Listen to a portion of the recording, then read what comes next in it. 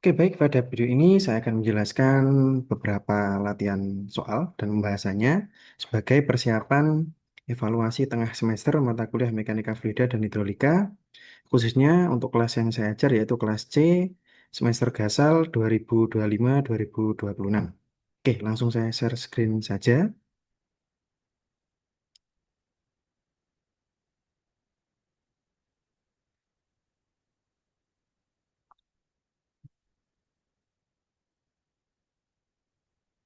Nah, sebagaimana yang sudah saya sampaikan di kelas, bahwasanya evaluasi tengah semester mata kuliah Mekanika Fluida dan Hidrolika akan terdiri dari tiga soal. Soal yang pertama adalah terkait dengan manometer, kemudian yang kedua adalah terkait dengan gaya hidrostatik, khususnya aplikasi pada pintu air. Kemudian yang ketiga adalah terkait dengan Bernoulli equation, atau kita sebut bagaimana caranya kita nanti menampilkan atau merepresentasikan dari Bernoulli equation itu menjadi sebuah diagram atau garis, maksud saya ya, garis energi grade line dan hydraulic grade line seperti itu. Nah, jadi materinya ada tiga itu ya. Jadi yang perlu mahasiswa persiapkan tentunya adalah latihan soal gitu, dan harapannya nih nanti pada video ini dari pembahasan soal yang sudah saya berikan ini nanti juga soalnya akan saya share, jadi silahkan bisa dipelajari dan nanti bisa sambil ditulis seperti itu, karena prinsipnya seperti ini. Biasanya ketika kita mendengar penjelasan itu kita paham, namun ketika kita diminta untuk menuliskan pada lembar tugas atau lembar soal, lembar jawaban maksud saya, maka di situ karena kita tidak atau kurang latihan, maka tangan menjadi tidak terampil seperti itu.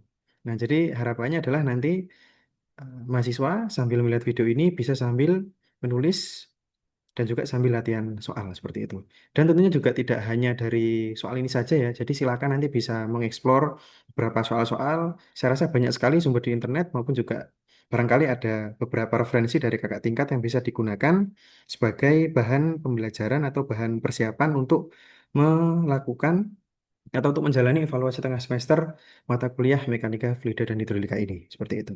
Nah, ini ada soal yang pertama ya, akan saya mulai, yaitu terkait dengan manometer, seperti itu. Nah, untuk manometer sendiri ya, eh, ya pada prinsipnya adalah kita berbicara pada prinsip tekanan hidrostatik ya.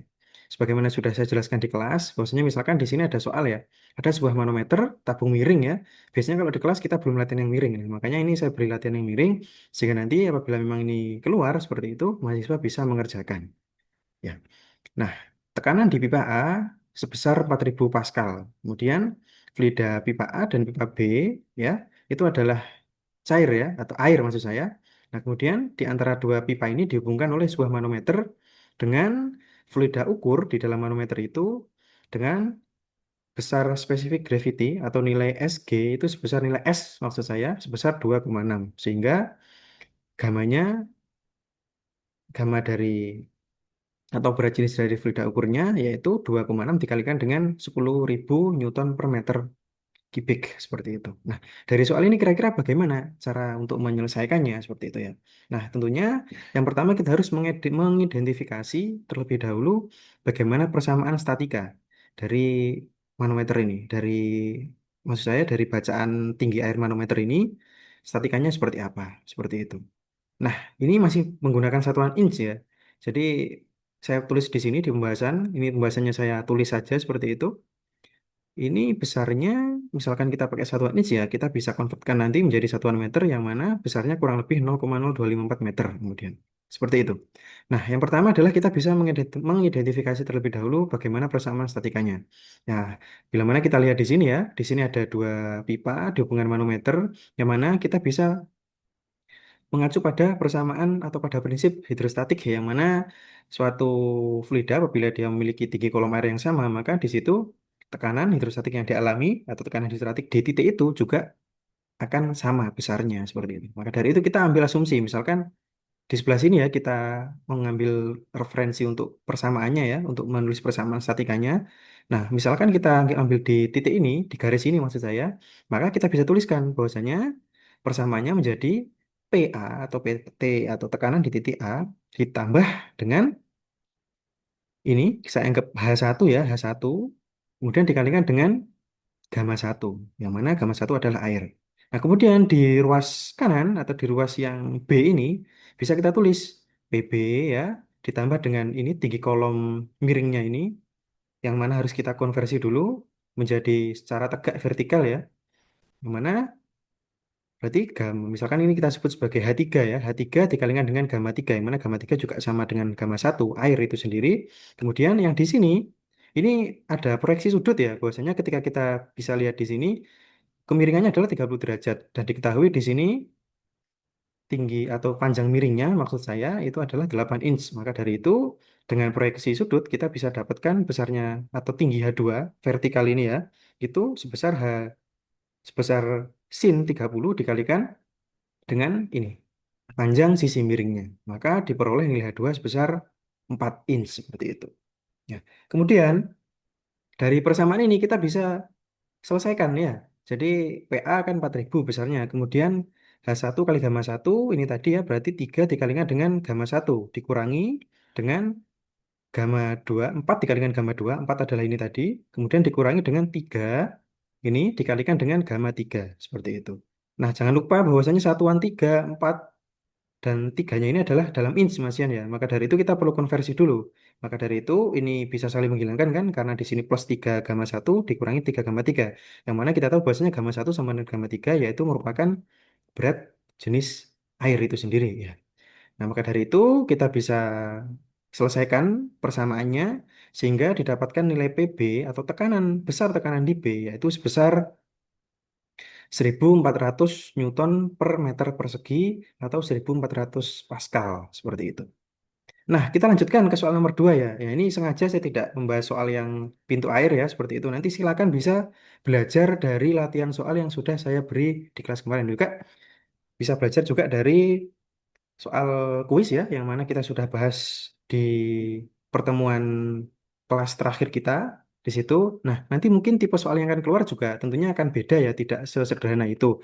Yang mana sebenarnya kalau misalkan secara prinsip kalian tahu bagaimana cara menyelesaikannya, saya rasa tidak akan bingung seperti itu. Dan dengan contoh soal yang sudah saya berikan itu, eh, saya rasa juga sudah akan memberikan ini ya kesiapan untuk kalian dan tentunya juga kalian juga bisa mengeksplor lagi dengan soal-soal yang bisa kalian temukan melalui referensi yang lain seperti itu. Nah, ini ada soal yang selanjutnya ya. Misalkan ada sebuah sistem tandon. Dari tandon satu ke tandon 2 yang mana di antara tandon satu dan tandon 2 itu dihubungkan oleh sebuah pipe ya, sebuah pipeline ya, steel pipeline dengan diameter 30 cm. Nah, di sini juga diketahui bahwasanya debit aliran yang terjadi yang mengalirkan dari tandon satu ke tandon 2 adalah 125 liter per detik atau 0,125 meter kubik per sekon seperti itu. Nah, kemudian kita tahu juga ya viskositas kinematis air yang mana besarnya 1,14 kali 10 pangkat minus 6 meter persegi per sekon. Kemudian kita diminta untuk menentukan berapakah selisih elevasi muka air di titik satu dan titik 2. Yang mana itu merupakan representasi atau hasil dari atau akibat dari adanya kehilangan energi dari tandon satu yang melalui pipa ini ya, yang mana hingga sampai pada titik atau tandon 2 seperti itu. Nah, kira-kira bagaimana cara penyelesaiannya ya? Tentunya kita bisa hitung terlebih dahulu berapa velocity atau kecepatan aliran yang mengalir di pipa ini tadi ya, pipa yang menghubungkan ini. Nah, mana kita bisa dapatkan dari persamaan Q dibagi dengan A atau luas penampang pipa itu sendiri. Q sendiri tadi 0,125 meter kubik per detik dibagi dengan luas dari pipa itu sendiri. Maka kita akan mendapatkan besarnya kecepatan aliran pada pipa seperti itu. Nah, kita juga bisa menghitung bahwasanya besarnya tinggi tekan akibat kinematik term ini dari Bernoulli, ya ini bisa kita hitung dengan cara menguadratkan kecepatan dan juga dibagi dengan 2 kali gravity itu sendiri. Maka didapatkan sekitar 0,16. Nah, kemudian kita bisa memperhitungkan kehilangan energinya akibat apa saja. Kalau kita lihat ya tentunya dari tandon ketika keluar ke pipa, di sini akan ada kehilangan energi akibat intranse ya. Akibat keluarnya air dari tandon ke pipa yang mana pipa ini lebih kecil daripada diameternya penampangnya maksud saya itu lebih kecil daripada si tandon itu. Nah, kemudian dari sini akan masuk lagi. Jadi ini akan keluar kemudian akan masuk dari pipe to tandon. Kemudian besarnya itu kita bisa kalkulasi dan juga tentunya akan ada mayor losses ya di sini ya sepanjang pipa akibat adanya gesekan yang terjadi antara air dengan dinding pipa seperti itu yang merupakan implikasi dari adanya kasar atau angka kekasaran pipa itu sendiri yang akan menyebabkan adanya major losses. Nah, sedangkan ini ya dari tandon ke pipa ini adalah minor losses dan juga sama dari pipa ke tandon adalah minor losses seperti itu. Nah, kemudian kita dari situ tadi, dari pemahaman itu tadi, kita bisa menghitung besarnya kehilangan energi untuk setiap ini ya, untuk setiap proses kehilangan tadi ya. Yang mana yang A adalah penyempitan akibat aliran air ya masuk dari tandon ke pipa seperti itu atau penyempitan tiba-tiba. Kita bisa hitung besarnya kehilangan energi itu dengan setengah U kuadrat dibagi 2G. Nah, kemudian akibat gesekan atau geseran ya, yang mana kita bisa hitung. Nah, sebelum kita menghitung ini, kita bisa lihat ya, bahwasanya di sini ada parameter F, ada parameter L, ada parameter D, U, dan gravity ya. L kita bisa tahu dari panjangnya ini 30 meter, D kita bisa tahu dari diameter pipa, kemudian kita bisa tahu dari sini, dari ini tadi yang sudah kita hitung, kemudian gravity kita tahu sebagai konstanta umum ya, sebagai percepatan gravitasi yang nilainya kita sudah tahu bersama. Nah, yang kita belum tahu adalah F ini. F ini dapatnya dari mana? F ini adalah koefisien kehilangan energi, koefisien untuk mengalihkan ini nanti ya, berapa besarnya gesekan atau berapa besarnya kehilangan energi akibat gesekan itu tadi. Jadi ini adalah koefisien gesekan yang mana ini merupakan fungsi dari bilangan Reynolds dan juga bilangan gini, kekasaran relatif pipa. Nah, maka dari itu kita perlu menghitung dua parameter itu terlebih dahulu. Yang pertama adalah kita bisa hitung R ya. Ini saya rasa juga sudah tahu karena kita sudah membahasnya di kelas. R kita bisa hitung sehingga didapatkan nilai RE sebesar 466.000 besarnya ya. Kemudian untuk angka atau tinggi kekasaran relatif, angka kekasaran relatif pipa, yang mana kita tahu bahwasanya epsilonnya sebesar 0,046 dibagi dengan diameternya itu sendiri, sehingga dapat angka kekasaran relatifnya sebesar 0,00015. Nah, maka dari itu kita bisa plot ini ya. Nanti coba dicek aja di plot di Moody diagram, sehingga nanti dapat nilai tinggi atau angka kekasaran atau koefisien kekasaran akibat itu tadi akibat gesekan antara air dengan pipa sebesar 0,015. Nah, kemudian dari ini tadi akan mengalami kehilangan energi lagi akibat adanya pelebaran secara tiba-tiba atau sudden expansion akibat dari aliran pipa masuk ke tandon 2 seperti itu. Yang mana besarnya kita bisa kalkulasi dengan rumus seperti ini. Nah, maka dari itu kita ini bisa rekapitulasi semua kehilangan energi tadi ya, sehingga dapat persamaan ini term 1, term 2, dan juga term 3. Nah, ini bisa kita sumasikan atau kita bisa jumlahkan sehingga akan didapatkan besarnya kehilangan energi sebesar 0,48. Nah, 0,48 ini artinya apa? Artinya 0,48 ini adalah beda tinggi muka air antara tandon 1 dan tandon 2. Seperti itu. Oke, kemudian soal yang terakhir yaitu soal yang ketiga ya. Ini soal yang sudah kita bahas di kelas, namun kita belum menyelesaikannya. Pembahasan terakhir adalah kita sudah bahas sampai pada besarnya masing-masing kehilangan energi akibat dari ini tandon to pipa, pipa pipe to pipe yang mana dia memiliki ini ya, memiliki diameter yang lebih besar sehingga terjadi sudden expansion. Kemudian kita juga sudah mengkalkulasi besarnya kehilangan energi akibat dari pipa yang masuk ke dalam tandon air seperti itu. Nah, ini mungkin saya skip saja ya. Nah, nanti bisa dicek sendiri. Ini juga seperti yang sudah saya sampaikan tadi, bahwasanya file ini dan juga file Excel nanti akan saya share di MyTest Classroom. Jadi silakan bisa dipelajari seperti itu. Nah, kemudian dari sini ya, saya akan langsung skip saja hingga nanti kita bisa dapatkan, ini kalau kita lihat ya, ini kan dapat dari perhitungan yang di Word ini kita akan dapat besar sekitar 9,41. Nah, sedangkan saya juga sudah menyiapkan file Excel ya, yang sudah sempat saya share screen di kelas terakhir ya, yang mana bisa dilihat bahwasanya dari perhitungan di sini juga didapatkan yang kurang lebih sama ya, sekitar 9,42. Ini mungkin ya error sedikit akibat dari pembulatan yang dilakukan. Seperti itu. Nah, nanti bisa dicek sendiri saja, bisa digunakan sebagai bahan belajar sendiri saja. Seperti itu. Nah, Dari yang sudah dihitung tadi ya, kan masih ada satu PR yang kita kemarin belum selesaikan, yaitu adalah kita diminta untuk menggambar energy grade line dan hydraulic grade line seperti itu, atau energy gradient line dan hydraulic gradient line. Kita diminta untuk menggambar itu seperti itu. Nah, maka dari itu kita bisa lakukan penggambaran. Ini saya sudah sketkan ini, mohon maaf apabila memang gambarnya kurang bagus ya. Tapi insya Allah ini sudah cukup jelas. Saya rasa nanti bisa digambar sendiri untuk lebih jelasnya seperti itu. Nah, ini saya coba replikasi dari soal ya. Jadi bahwasanya di soal itu ada skenario tadi dari tandon satu masuk ke pipa, kemudian masuk lagi ke pipa yang lebih besar, dari pipa yang lebih besar itu tadi masuk lagi ke pipa ke tandon maksud saya ke tandon 2 yang mana di sini nanti di akhir dari tandon satu dan juga tandon 2 merupakan air yang diam atau air yang statik seperti itu. Nah, kita review kembali ya bahwasanya untuk menggambar energi grade line dan juga hydraulic grade line kita perlu tahu dulu konsepnya Bernoulli ya. Bahwasanya Bernoulli itu bilang bahwasanya tinggi ini tinggi tekan akibat dari ini ya akibat dari hydrostatic pressure ini kemudian juga dari tinggi tekan akibat dari ini akibat dari aspek aspek dynamic ini maksud saya dan juga aspek dari static pressure ya. Nah, dari sini ini sepanjang garis arus yang sama seperti itu dia akan jumlahnya akan konstan seperti itu.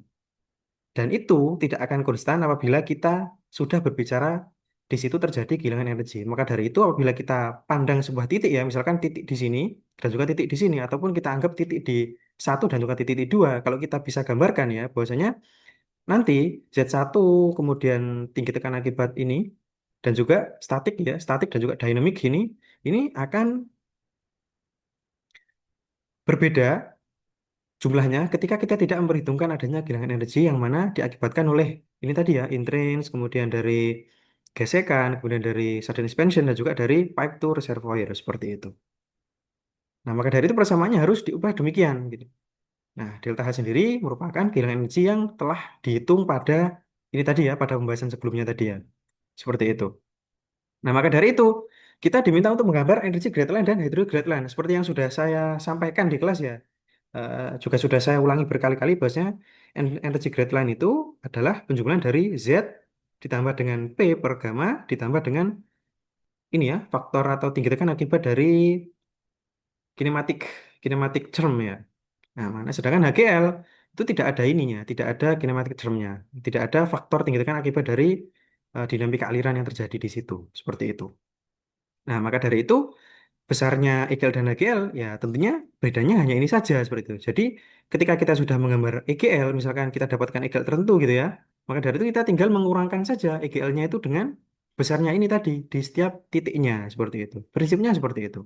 Nah, maka dari itu kalau kita lihat gambar di sini ya, maka secara sistem pasti nanti dengan adanya skenario ataupun proses aliran yang seperti ini, maka pasti nanti akan terjadi ini akan terjadi perbedaan tinggi muka air di titik satu dan di titik dua, yang mana kita sudah hitung dari keseluruhan kehilangan energi, maka akan berkurang ya sebesar 9,42 meter dari elevasi muka air satu ke elevasi muka air dua. Nah, maka dari itu, untuk menggambar EGL, kita bisa lakukan seperti ini ya. Ini kita bisa lihat ya, bahwasanya EGL itu yang atas ini, kemudian HGL adalah yang bawah ini.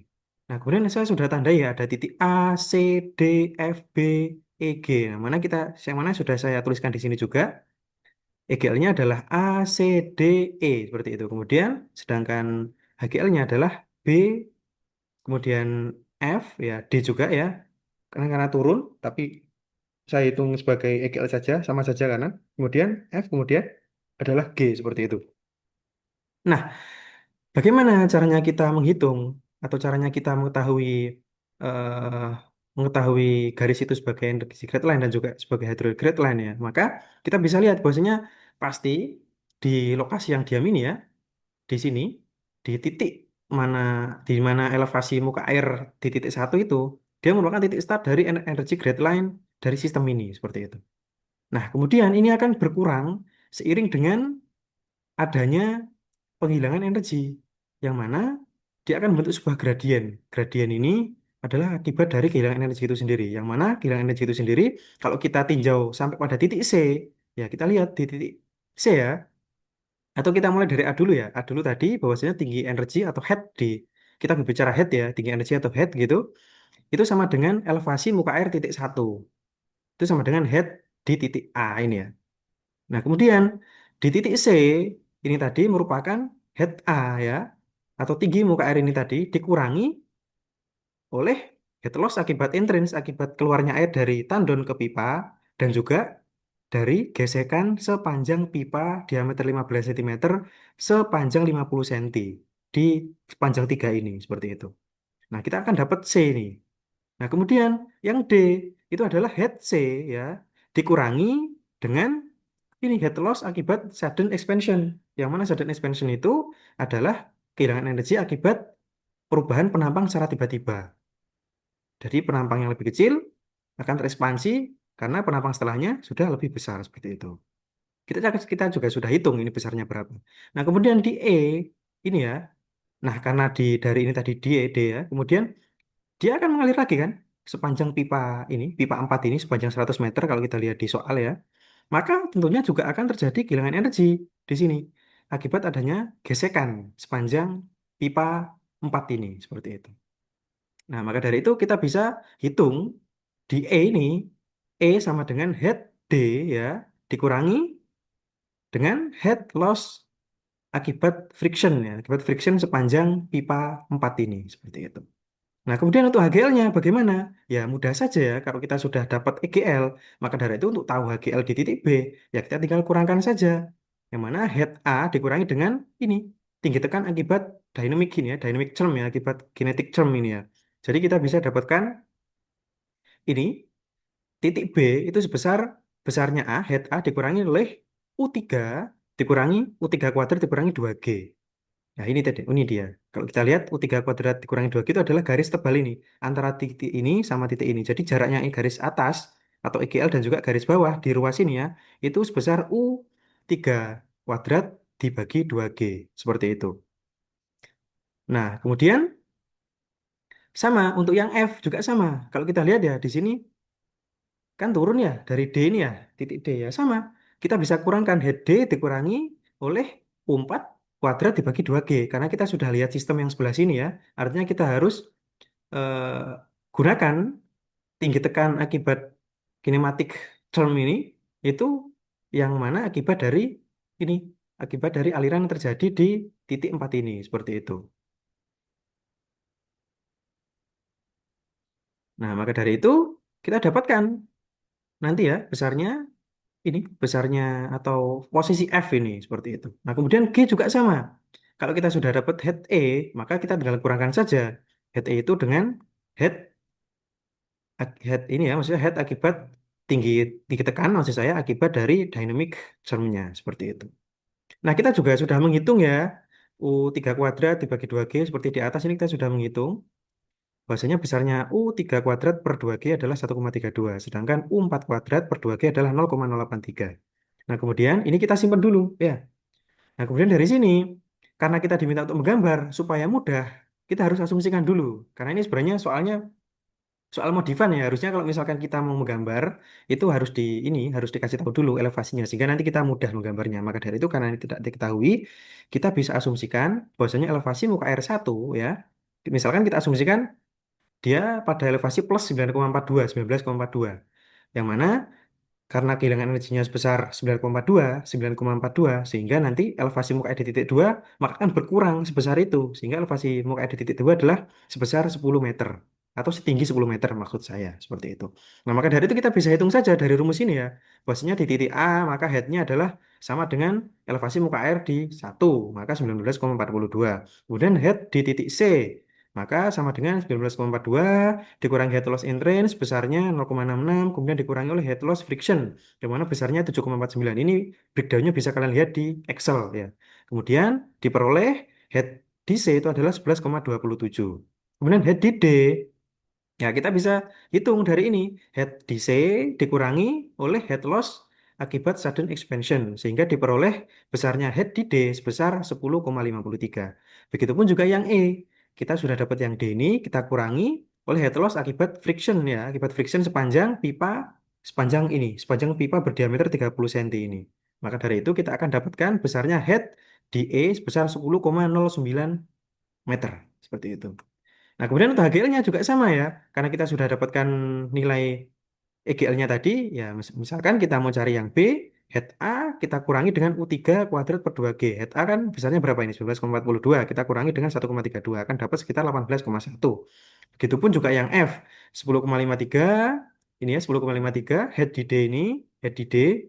Kita kurangi dengan head ini, 0,083 ini. Sehingga dapat sekitar 10,447. Kemudian head di G di sini ya, atau setinggi muka air di titik 2 itu besarnya adalah ini tadi head di F dikurangi oleh, sorry, head di E maksud saya, head di E dikurangi oleh besarnya tinggi tekan akibat dari dynamic term atau akibat dari kinetic term. Kinematic term, sorry, maksud saya seperti itu. Maka besarnya adalah 10,09. Ini karena saya bulatkan ya, dikurangi dengan 0,083. Maka kurang lebih hasilnya akan 10 meter, sama dengan asumsi kita tadi bahwasanya elevasi muka air di titik 2 adalah 10 meter. Nah, seperti itu. Nah, semoga bisa difahami ya. Ini mungkin saya review sedikit ya. Jadi pada prinsipnya saya ulangi lagi untuk menghitung EGL ya. Kita harus tahu dulu prinsipnya. Bahwasanya EGL itu adalah menggambar semua dari kehilangan energi. Semua dari, sorry, komponen energi. Baik itu komponen hidrostatik, komponen dari komponen dari static pressure, kemudian ini komponen dari ini ya, komponen dari apa maksudnya potensial ya. Komponen potensialnya, kemudian dari komponen statiknya dan juga komponen dari kinematik termnya seperti itu. Dari tiga komponen ini, nah itu kita gambar EGL-nya seperti itu. Dan juga ini nanti akan terkurangi nilainya ya. Kalau misalkan di sistem ada kehilangan energi, seperti contoh soal ini seperti itu. Untuk AGL ya sama kayak EGL, cuman dikurangi oleh ini tinggi tekan akibat kinematik termnya itu tidak di ini ya, tidak diperhitungkan seperti itu. Hydraulic gradient-nya seperti itu. Maka hanya HZ saja potensial term ditambah dengan static termnya seperti itu. Yang mana dua ini nanti akan menyatakan tinggi muka air di titik tersebut seperti itu. Nah, harapan saya bisa memahami video ini ya. Dan saya tidak lupa mengingatkan kembali lagi bahwasanya untuk dapat mengerjakan soal ITS dengan mudah, maka tentunya juga perlu latihan, ya. Maka dari itu harapannya video ini bisa menjadi pembelajaran atau video-video untuk panduan belajar persiapan evaluasi tengah semester mekanika fluida dan hidrolika. Maka dari itu silakan nanti sambil melihat video ini bisa ditulis atau bisa sambil latihan, maksud saya seperti itu, sehingga nanti motoriknya bisa terampil dan ketika nanti mengerjakan soal di kelas, tangan itu sudah ini ya, sudah terampil daripada kalau misalkan kita tidak latihan sama sekali. Mungkin kalau kita hanya mendengarkan saja, misalkan kalian dengar penjelasan saya, oh ternyata seperti ini, jadi paham seperti itu ya. Cuman apakah paham itu nanti bisa ini dari otak apakah bisa tertransfer menjadi ini ya, menjadi sebuah tulisan yang baik dan benar seperti itu. Nah, itu perlu keterampilan motorik yang harus kita latih seperti itu. Nah, oke. Sekian video kali ini. Semoga bisa memberikan manfaat untuk kita semua. Saya akhiri video ini. Sekian. Wassalamualaikum warahmatullahi wabarakatuh.